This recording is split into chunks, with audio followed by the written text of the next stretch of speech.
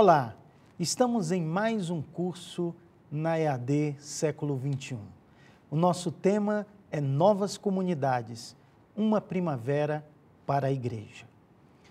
Eu sou Sidney Timbó, sou casado, tenho 2 filhos, tenho uma família maravilhosa que Deus me deu e eu participo da vida da igreja já há 35 anos. Eu digo participo porque eu fiz uma experiência de oração, um seminário de vida no Espírito Santo, e aí fui introduzido na vida da igreja. Eu tive uma experiência com Deus através do movimento Renovação Carismática Católica. Logo depois, eu tive a feliz oportunidade de ingressar numa comunidade que se chama Comunidade Católica Shalom. Sou um dos cofundadores da comunidade Shalom, a qual eu pertenci durante 23 anos da minha vida. E depois desse tempo, Deus me chamou a uma nova fundação, que se chama Comunidade Católica Discípulos Patis. Nós vamos aqui, neste curso, aprofundar um pouco sobre essa graça que se chama novas comunidades. É uma expressão que a igreja tem usado depois do Vaticano II, os leigos começam a ter um papel bem definido dentro da igreja, digamos, mais definido dentro da igreja. E começam a surgir essas novas formas, esses novos meios.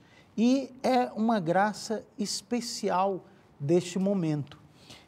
Eu queria lembrar, e nunca posso deixar de esquecer, Pentecostes de 1998, quando o então Papa João Paulo II, o grande Papa João Paulo II, reuniu na Praça de São Pedro movimentos, novas comunidades, e ali no dia de Pentecostes, e aí é muito importante a gente entender que tem uma ligação muito forte, né? João Paulo II, no seu discurso, chama os movimentos e as novas comunidades de uma nova primavera para a igreja. A primavera é um tempo singular, é um tempo maravilhoso, é um tempo de rejuvenescimento.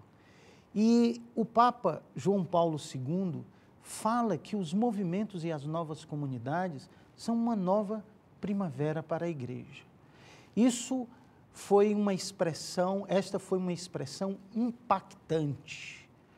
Todos que estavam na Praça de São Pedro, ou até mesmo os que estavam acompanhando pelos meios de comunicação, que foi o meu caso, eu fiquei chocado com essa expressão. Uma expressão simples, mas, na verdade, o Papa João Paulo II, ele conseguiu traduzir o momento, uma primavera, um novo momento, um momento de rejuvenescer, um momento de espiritualidade, de riqueza dentro da igreja.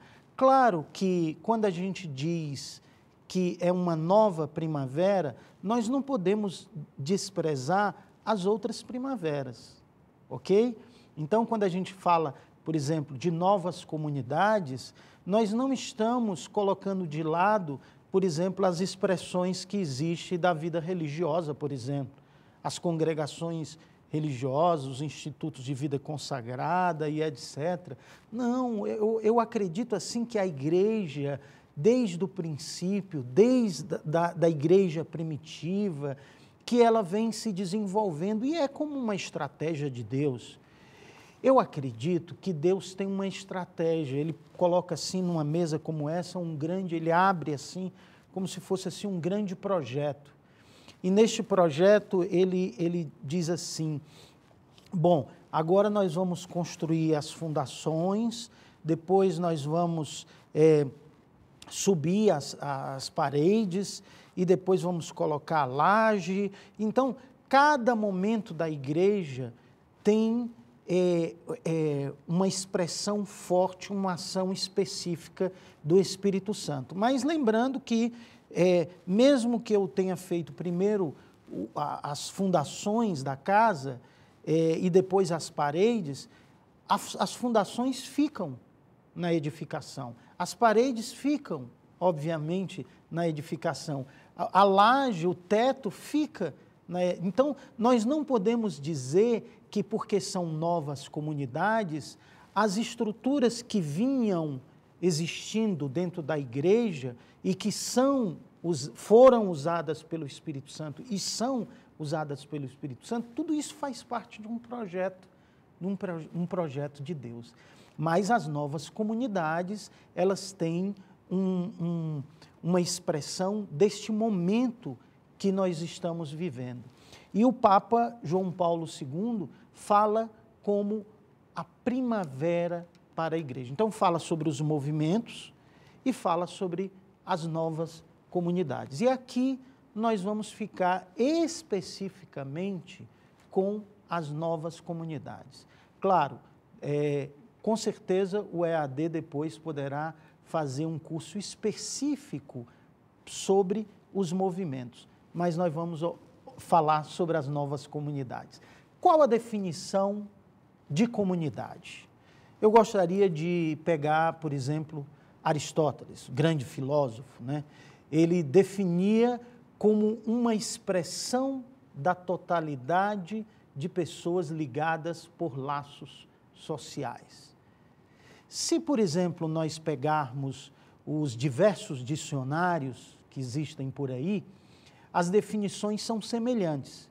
Nos dicionários falam de sociedade, de Estado, de congregação, de comunhão, de cidadãos de um país, pessoas que vivem no mesmo ambiente. São conceitos claros que nos levam a entender que a vida humana perpassa pela comunidade familiar, pela comunidade cívica, ou seja, um grupo social em que os membros vivem num determinado ambiente. Sob o governo comum, eles partilham as suas vidas, vinculando a um todo que lhe pertence e que lhe integra. Portanto, somos seres essencialmente sociais e sentimos a necessidade de nos interrelacionarmos.